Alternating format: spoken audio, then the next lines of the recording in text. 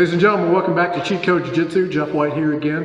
We're ready to start moving on into actual submissions from the Kesa Gatame position.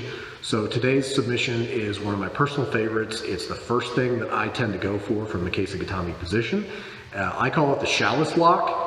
After Wade Schalles, he's not actually the guy that I learned it from, but I've seen him do it in a lot of videos. I'll post a link in the description to a video of him actually showing some young wrestlers how to do it. This is illegal as hell in wrestling. So if you're watching this and you're a wrestler, do not do this.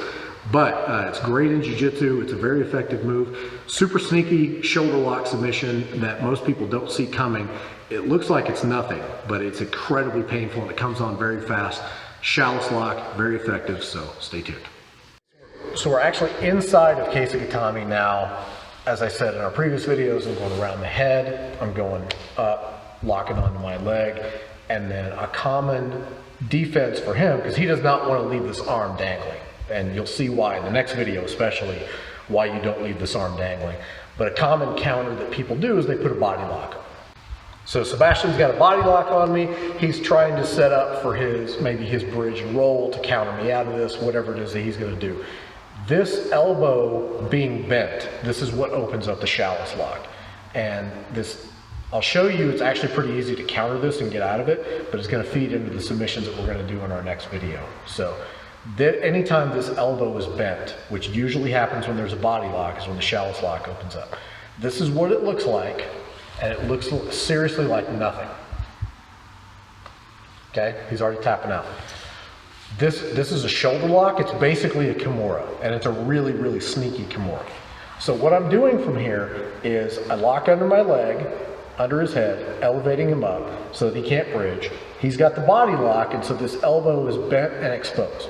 All I'm going to do is take my free hand here, and I'm going to slide it underneath of his elbow, almost like a heel hook, similar type of mechanic, but it locks in just underneath of the elbow. When I lock there, I'm going to take this off, and then I'm just going to put basically an S grip at this point. Now there's two things that I do here that are the keys to making this submission work. If you do these, the submission works beautifully. You don't give up any position. You're basically in no danger whatsoever. But if you don't do them, this is probably not going to work. Number one is my hips. Right now my hips are fairly close to Sebastian's body. I actually want to move my hips a little bit farther out away from him. Not much, maybe just 3 or 4 inches, something like that. Not very far, but I want to get my hips farther away from his body. Number two, when I go to finish this, the only thing that's going to move is my left arm. It's just going to raise like that. It's the only thing that comes up. And by doing that, I'm going to take his elbow, and I'm trying to put his elbow over the top of his forehead. It's not going to get there. He'll tap before that happens. But just that little lift, and it gets a really nasty shoulder lock. I'm telling you guys, this does not look like anything, but it's really incredibly painful. Most people, if they don't know that this is there, they're not going to do anything to protect this arm. They're going to think that body lock, locking that in, is really good and effective, and they're going to figure out generally about right here that they're in trouble, and that's when you're going to get the tap.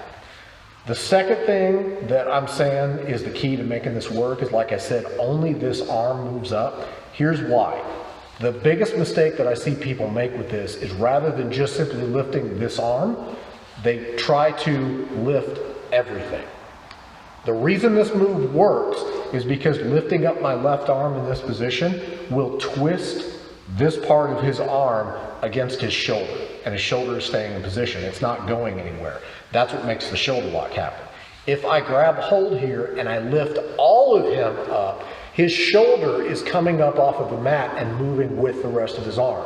There's no twist in the shoulder, so you don't get the submission. So if you get in here, you lock up tight, you go underneath of the elbow, put the S grip in place, slide out a little bit, and then only move the arm. There's a really nasty shoulder lock right there. It's the Schalles Lock. It'll get you a lot of taps, and it puts you in no danger. And because there's no danger with it, and I'm only solidifying my Kesa Gatame position better by sliding my hips out and going for this, this is always the first thing that I go for. Now, word of caution, this is really, really easy to counter because It's this bent arm, this bent elbow that opens the lock up in the first place.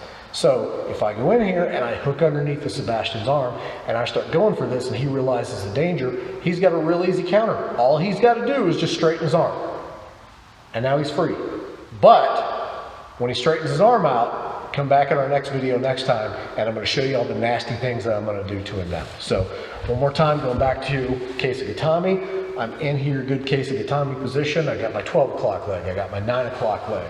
I'm settling in here. He puts the body lock in, thinking that he's making a good move. I slide underneath, lock my hands up, slide my hips out, lift it up, get the tap with the Schalles Lock.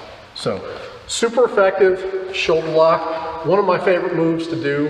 Throw that one into your game. Very effective. And watch the video that I'm going to put in the link down below to see Wade Schalles showing this in a wrestling context. He's also got some really good pointers for holding the Kesa Gatame position as well in that. Fantastic stuff. So make sure if you like the video, hit the like button. It really helps me out a lot. It helps people find my videos better. Make sure you also subscribe to the channel, turn on notifications. You will get a notification every time I upload a new video, and we'll see you guys next time. Thanks.